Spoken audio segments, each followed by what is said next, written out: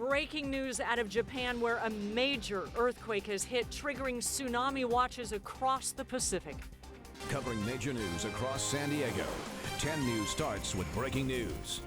As we just mentioned, a massive earthquake has just been upgraded to an 8.9, hitting Japan within the last 40 minutes, triggering a major tsunami. It happened along Japan's eastern coast near the major city of Sendai. It's about 3 hours north of Tokyo.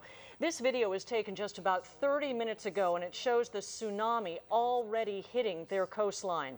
The earthquake shook buildings in Tokyo for several minutes and sent people running into the streets.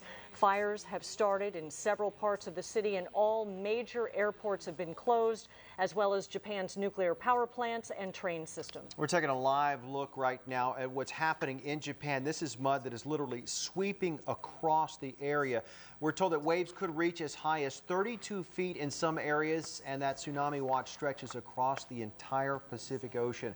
The earthquake was 15 miles deep and is tied, or it's actually right now the 5th largest. That was just upgraded. Is now the 5th largest earthquake since 1900.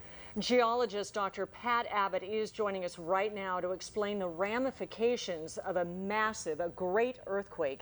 It can be classified as a great earthquake when it is this size. Dr. Abbott, you've taught us that. It's a densely populated area north of Tokyo in the Honshu province. It was a Friday afternoon about 3 o'clock there. You've been studying the movements and explain this one.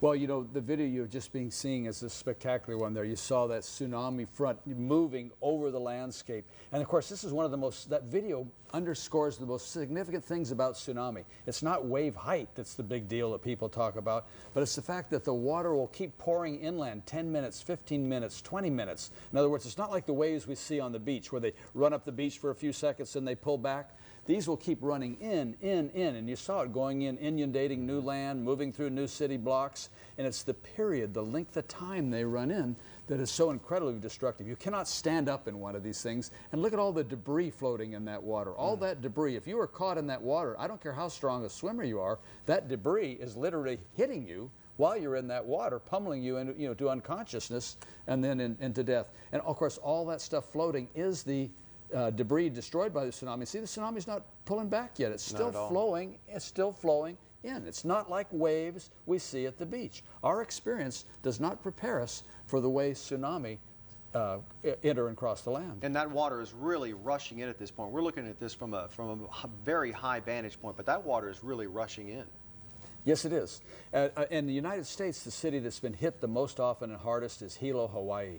And one of the stunning photographs of those, you can see things like even going up the slope through downtown Hilo, you see parking meters bent over in the uphill direction. Same concept. It doesn't stop at the shoreline. It can keep pushing on uphill, upslope, and push kilometers, even miles into a city, depending on how steep the topography is. We don't at this point know the damage or any idea of casualties. That has not come out of Japan at all yet, but as you have said, the majority of that, the most dangerous part of this for casualties and damage is the tsunami, which we are also watching.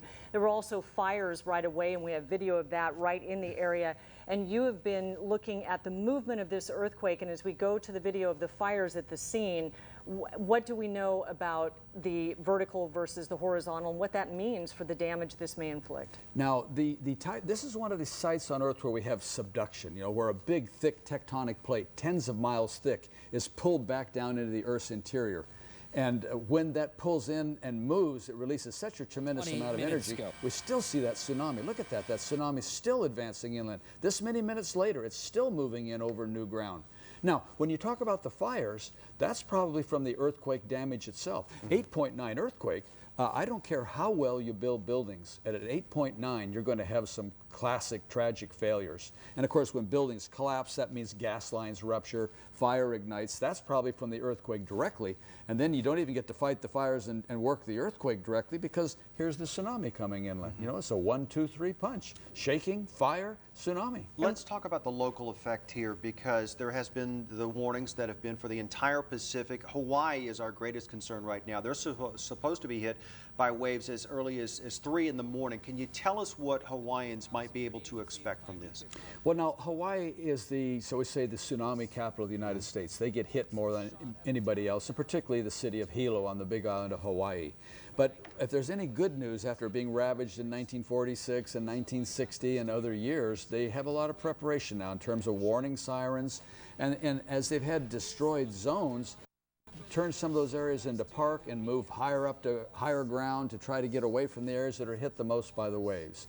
But these are the kinds of things that I hope now Hilo and that Hawaii will have this event occur without any real damage. It's going to depend a lot on the warnings will be broadcast, and it will depend on how well people listen to and take them seriously. Dr. Abbott, right now we have just heard that there was a 7.1 aftershock from this quake, right? Talk to us about the aftershocks. And not only the effect of the earthquake at a 7.1 aftershock, but another tsunami.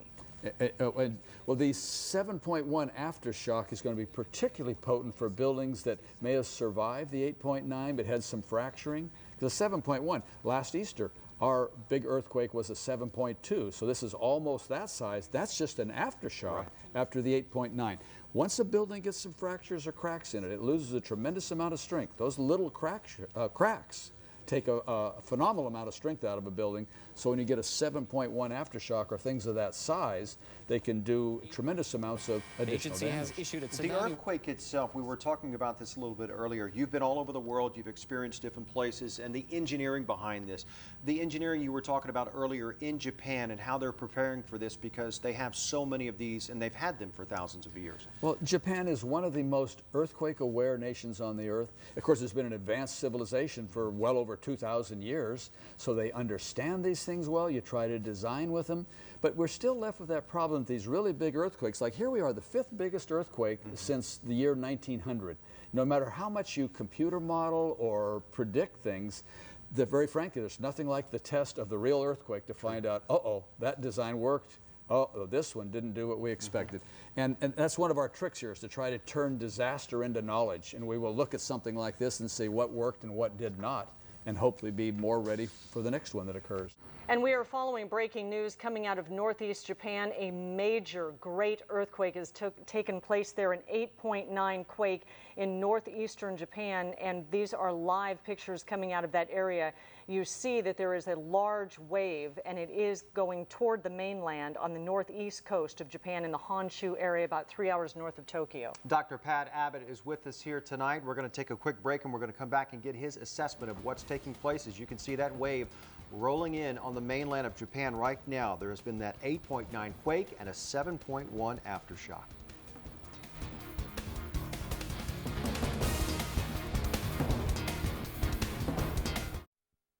Welcome back to 10 News at 11. We are following the 8.9 earthquake that hit Honshu, Japan just about an hour ago. We're continuing to look at live pictures. You can see some of the devastation. We're here with Dr. Pat Abbott, who is telling us a little bit more about his experience in Japan and, of course, as a geologist, what he knows about these types of things. And of course, the greatest concern right now for Japan, as you've been mentioning, is the tsunami. The tsunami. And remember, this what we just saw was the first wave. This will be a series of, you see that wave? And you know, we always talk about the wave, but when you look at it, doesn't it really look like a rising tide? A tide rising higher and faster than any tide you've ever seen.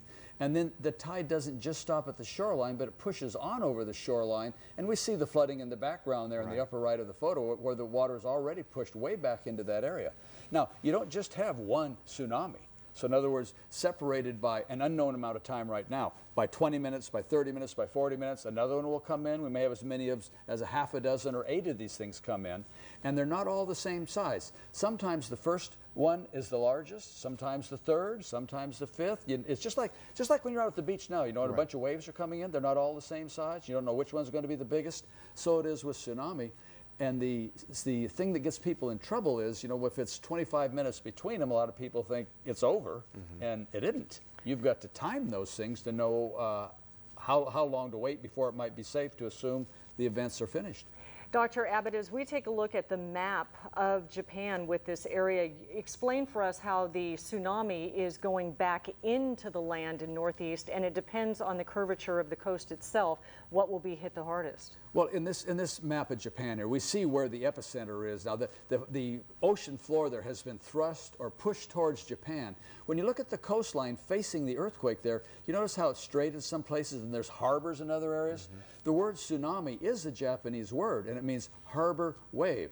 So where there's an indentation in the coastline, then more water will push or funnel into that coastline, and that's where you'll get the highest water levels. When they talk about 32 feet or 10 meters high, that will be in the harbors. Where the coastlines are straighter, it doesn't hit quite as hard. So the shape of the coastline has a lot to do with how hard an area is hit. What protects us? You were talking a little bit earlier about what protects our coastline versus why Japan gets so devastated by these tsunamis. Well, a reason why this particular tsunami does not concern me terribly here in San Diego is when we look out offshore, we see the Coronado Islands, we see San Clemente Island, Santa Catalina Island, but those are not isolated islands. They're the tops of long ridges, and between those long ridges are deep troughs. So it's like this huge natural system of barriers that will take most of the energy out of tsunami heading our ways. It won't totally erase it, but instead of being 10 feet high, we might get it being 8 inches high. We can just explain this is an airport in northeast Japan being hit by the tsunami, and you've explained the destruction, even if it's 3 feet high, with the debris and the mud and the sheer weight of what is in that kind of a wave. It takes most things out in front of it. When you talk about 3 feet deep, you know from our own experience, when you try to walk across a stream or something that's 1 foot deep, it's darn near enough to knock you off your feet. Anything that's 3 feet deep, you cannot stand up in it. It will knock you down. You are now at the mercy of that water. If it's just water, you might be all right, but when you see all that debris in the water, you cannot coexist with that, and that's what pummels people into unconsciousness and then into death. You were telling us a little bit earlier, it's so difficult to tell the devastation of this because much of this information we still don't even have. According to the seismic figures and everything else, we don't even have that yet. Well, people are still scrambling to do that. I mean, the seismologists are rushing to the, back to the office to get to the computers and to calculate things and do a lot of the specifics of it. But we know just from saying 8.9, the 5th largest earthquake since we've had seismometers. Over a century of seismometers, and here's the 5th largest earthquake. So right away, you know you're in big trouble. You look at that tsunami, you look at the fires and buildings there that have been destroyed partially or completely by the earthquake, and this is a huge, huge event, and we'll simply hope that the building damage and death tolls stay small. Japanese are a people that are well attuned to tsunami, and I hope that all their training is serving them well right now as they withstand these tremendous physical challenges that are being thrown at them. Let's hope so on a Friday afternoon. This is the Sendai Airport. It's 10 miles inland. This particular live picture we're looking at right now because, of course, it's late afternoon in Japan right now. And see, that's the stunning point you just said. That airport is 10 miles inland. Because, the popular, what people talk about tsunami, they talk about how high the wave is, and that's not the point. The point is that water reaches in, like you just said, 10 miles inland. That's the real danger of tsunamis. You get 3 feet deep of water pouring in 10 miles inland. Look at how widespread the destruction is and how fatal that can be for anybody caught up in it. The horizontal versus the vertical and 15 miles deep, how horizontal is this going to be, this kind of an event? This particular event would have a lot of vertical. We're talking about visualize the ocean bottom. If the earthquake is so deep that it does not rupture the ocean bottom, not as much energy goes into the water. If the ocean floor slides horizontally, that doesn't put as much energy in the water. But it's what's happened here. If the ocean floor punches up into the ocean water, it's transmitting tremendous amounts of energy into that water, and then we get tsunami like we see here, these overpowering things reaching 10 miles inland in some places. And there's really no way to tell at this point how long the rising waters will continue. You see people on top of the buildings here at that airport right now watching the devastation happen. And that's the rule for tsunami. If you feel the ground shaking big time for a long time near you, get elevation. They've done the right thing. Get above that water. If it's a well-made building, it's not going to be knocked down, but you don't want to face a tsunami at ground level. You want some elevation between you and that rushing water. How long should they be staying up there? I mean, you say they're well versed in this and they know the protocol. They obviously have built the rooftop of the Sendai airport so they could go up there, but what will they do next? Well, you know, you don't know the answer to that just yet because you don't know what the spacing of the waves are. Now, the first one comes in, I'm not even going to count that time, but from when this one stops moving inland, you want to click that stopwatch and notice now how long is it until the second one comes in? Is it 8 minutes? Is it 17 minutes? Is it 26 minutes?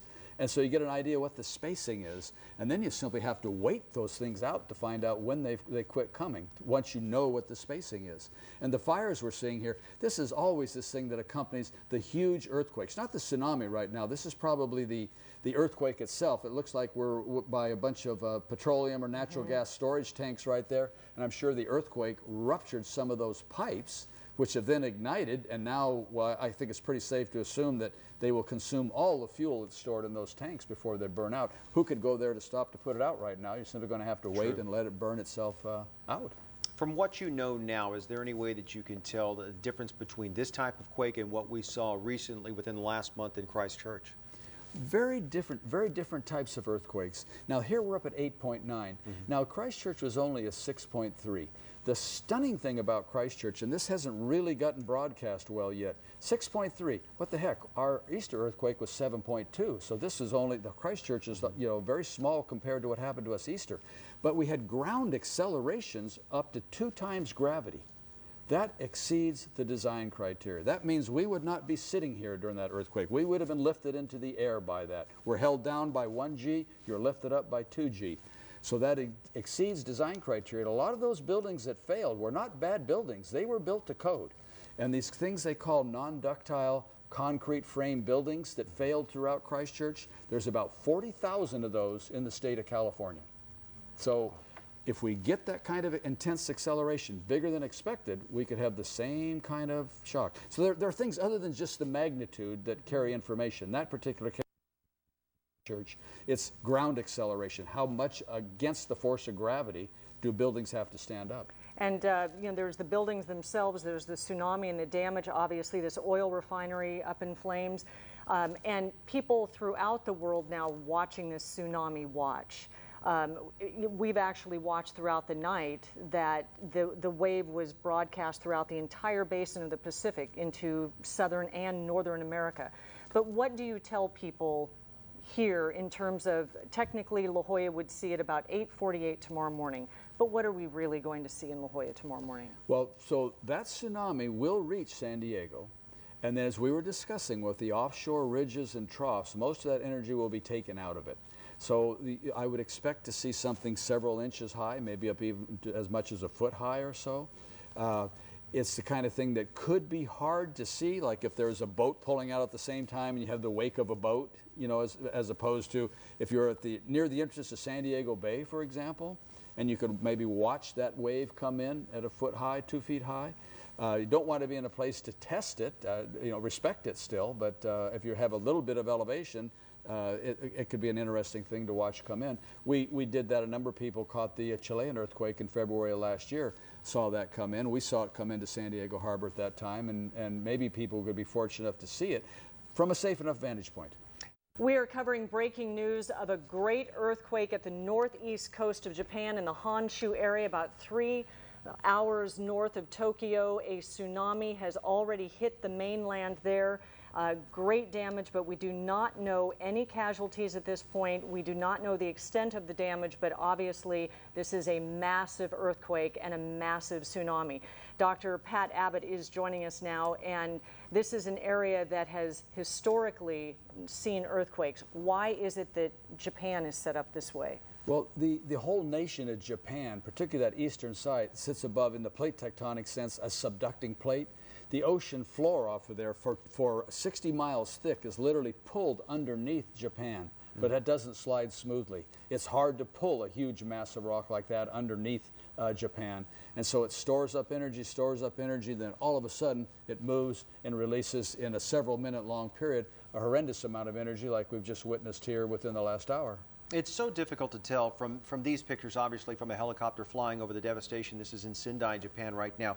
but it's so difficult to tell the depth of the water. We hear these warnings, there could be 30-foot waves. What are we talking about when we see this rushing water come in, the depth of it and the devastation? When we look at that one running over some relatively flat land where it looks like maybe been farming or things like that going on, it might only be 2 feet deep or things like that, but you really can't even stand up in 2 feet of rushing water. Sure. You know, water weighs like 62.4 pounds in a cubic foot. And to have a couple of feet of that slamming against your feet going several miles an hour against your legs, you can't stand up. So we really don't call it a wave as much as it usually is more like a rapidly rising tide. It just keeps pouring and pouring and pouring as you're seeing there, and just doesn't quit. It just keeps coming and coming and coming, leaving destruction behind. And as we look at this picture of the tsunami here, just sweeping boats and buildings under this bridge, and it just keeps going, as you've said. As is the case with all breaking news, the people in Japan, the helicopter pilots in Japan getting word out, the numbers always change early on. One helicopter pilot saying he was about 10 miles in, and pictures that we were seeing a minute ago, other reports coming back in saying, no, that was more of a half mile in. That's much better. So at this point, you would make the most educated guess of anyone on Earth anyway. This kind of an earthquake, what you're seeing here with the tsunami, how far might they see that tsunami wave go inland? It depends a lot on the topography. Now, if it's a flat coastline, it's not going to go in as far. If it's a curved area with a harbor, or maybe a river, an embayment with a river coming into it, then it could charge up a low-lying river. It could go up a river valley with the walls kind of acting as a channel. Then you could get up 2 miles, 3 miles inland of that sort. So it kind of depends on how the topography funnels and basically shapes the way the water flow goes. We're looking at some of the reaction inside a newsroom. This is NKG, that's a Japanese television station in Japan. Can you kind of tell us how different this might have been had this been on land rather than in the water? Well, no, the earthquake of an 8.9 magnitude, relatively near the land, it was 15 miles deep. So if you think about the 15 miles deep, and you run a straight line from that right onto the land, it's probably less than 20 miles away from that city, 20 miles of energy travel. So they're getting a tremendous amount of energy. And right now, if that building is in Sendai, very close to the epicenter, that's behaving remarkably well. I would expect the shelves to have been dumped of everything on them. I don't know if this particular site is farther away or not, but that building's performing magnificently. And the U.S. Geological Survey puts out a word with the tsunami and how many minutes and how many hours that it will hit Hawaii by about 3 a.m. our time, then it would hit South America and North America, and it even goes all the way up and down the California coastline, even naming La Jolla by tomorrow morning about 8:48. For the people watching, what does this do? What does it mean for us here? Well, the tsunami energy pulse moving through the water is traveling over 400 miles an hour, probably something like 450 miles an hour. So you can pretty much look at the ocean and scale it across and see how many hours till it gets to Hawaii or till it gets to California. So lots of warning. I mean, that means Hawaii has hours and hours of warning to know things are coming.